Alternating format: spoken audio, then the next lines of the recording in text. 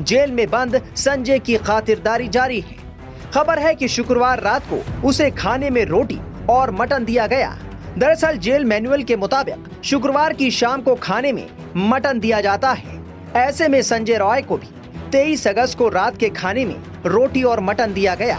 सवाल पूछा है कि इस्लाम में खवातीन के साथ सेक्सुअल एक्सप्लॉयटेशन, उसकी इज्जत पे हमला होता है तो क्या सजा होती है। और मिसाल दी उनने कि पाकिस्तान के अंदर रेप के लिए, बलात्कार के लिए, जिना बिल जबर के लिए क्या सजा है। और ज़ियाउल हक का उसने एग्जाम्पल दिया कि 4 सबूत की जरूरत है, नहीं मिले तो इसीलिए रेप पाकिस्तान में बढ़ गई। बहुत से लोगों को गलत फहमी है कि रेप के लिए, जिना बिल जबर के लिए, बलात्कार के लिए 4 सबूत की जरूरत है। कुरान मजीद या हदीस में कहीं भी नहीं लिखा है कि बलात्कार या जिना बिल जबर के लिए 4 सबूत की जरूरत है। कुरान मजीद में लिखा हुआ है, जो मैंने आयत कोट की, सूरह नूर सूरा नंबर 24 आयत नंबर 4 में, अगर कोई इल्जाम लगाता है औरत पर कि उसने कोई जिना किया, दूसरा कुछ किया, तो 4 सबूत की जरूरत है। या बच्चा लने बराबर ने। जिना के लिए अगर कोई इल्जाम लगाता है कि ये औरत ने जिना किया या वो मर्द ने जिना किया, तो वो आदमी जो इल्जाम लगाता है उसको 4 सबूत पेश करना फर्ज है। अगर 4 सबूत पेश नहीं कर सकता तो वो आदमी को 80 कोड़े पड़ेंगे। उसका मतलब ये नहीं कि अगर कोई औरत के साथ बलात्कार करता है तो वो औरत अगर इल्जाम लगाती है उस वक्त 4 सबूत की जरूरत नहीं। ये तो अच्छी बात है। और ये हदीस में आता है, सही हदीस में, कि एक बार एक औरत कहती है कि एक आदमी ने मेरे साथ बलात्कार किया, और मोहम्मद सल्लल्लाहु अलैहि वसल्लम फौरन सही आदमी को जिसने बलात्कार किया उसको सजाए मौत देते हैं। सही हदीस है। उस टाइम 4 सबूत की जरूरत नहीं, लेकिन सबूत की जरूरत है। It may be an evidence only of the woman, but it should be backed up with circumstantial evidence. मतलब बलात्कार अगर कोई औरत इल्जाम लगाती है, अगर साबित होता है, चाहे वो मेडिकल साइंस से हो, चाहे वो एनी वे से हो, साबित हो जाए तो वो आदमी को सजाए मौत है इस्लाम में। इसीलिए आप देखेंगे इस्लाम में there is something like modesty. हर रिलीजन में कहा गया है कि औरत को मत छेड़ो।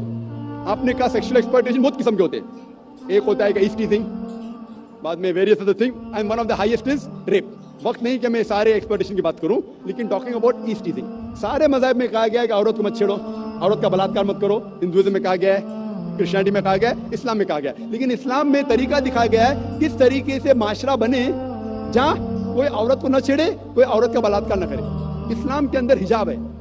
हिजाब, लोग हमेशा बात करते हैं औरत का हिजाब, औरत का हिजाब। अल्लाह ताला कुरान मजीद में पहले आदमी के हिजाब के बारे में जिक्र करते फिर औरत के।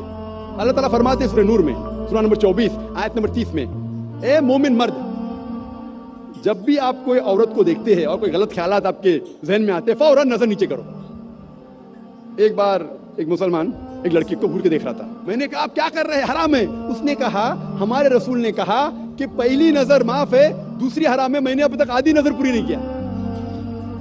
जब अल्लाह के रसूल ने कहा कि पहली नजर माफ है, दूसरी हराम है, उसका मतलब ये नहीं कि आप घूर घूर के एक लड़की को 10 मिनट तक देखो बिना पलक के चिपका है, विदाउट ब्लिंकिंग, और कहो कि मैं नजर पूरी नहीं किया।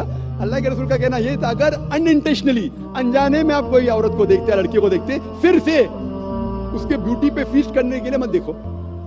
उसके बाद आता है हिजाब औरत के लिए। सूरह नूर सूरा नंबर 24 आयत नंबर 31, से टू द बिलीविंग वुमेन, कहो मोमिना से कि वो अपनी नजर नीचे करे, अपना सिर ढके और अपनी जीनत न दिखाए, एक्सेप्ट व्हाट नेसेसरी, जितनी जरूरत है उतना। सिर्फ अपने वालदा, अपने शोहर, अपने बेटे जो महरम है उनके सामने वो इतने हिजाब स्ट्रिक्टली करना जरूरी नहीं। हिजाब के 6 नुक्ते हैं इस्लाम में। सबसे पहले नुक्ता है सतर, मर्द के लिए नाफ से लेके घुटने तक एक्सटेंड, खवातीन के लिए सारा जिस्म, सिर्फ चेहरा और हाथ टिल द रिस्ट, कलाई तक के खुले रह सकते, बाकी पूरा जिस्म ढका होना चाहिए। बाकी 5 नुक्ते मर्द और औरत के लिए यकसा है। दूसरा नुक्ता, कपड़े इतने पतले नहीं होना चाहिए ताकि आप उसके थ्रू देख सके। It should not be transparent और ट्रांसलूसेंट। नंबर 3, इतने चुस्त नहीं होना चाहिए ताकि मर्द या औरत का ढांचा दिखे। चौथा नुक्ता, इतने भड़कीले नहीं होना चाहिए ताकि ऑपोजिट जिन्स, दूसरा जिन्स मुतासर हो सके। 5वां नुक्ता, दूसरे जिन्स के कपड़े मत पहनो। 6ठा नुक्ता, वो कपड़े मत पहनो जो दूसरे मजहब की निशानी है। 6 नुक्ते। और अल्लाह के रसूल फरमाते हैं सूरह आज़ाब में सूरा नंबर 33 आयत नंबर 59 में 59 में अल्लाह फरमाते, ए नबी, कह दो अपने बीवियों से, अपने बेटियों से, मोमिन औरतों से कि जब भी वो बाहर जाए तो एक क्लोक ओढ़े, जिलबाब ओढ़े ताकि लोग उन्हें पहचान सके। No one should molest them, कोई उनसे छेड़खानी ना करे।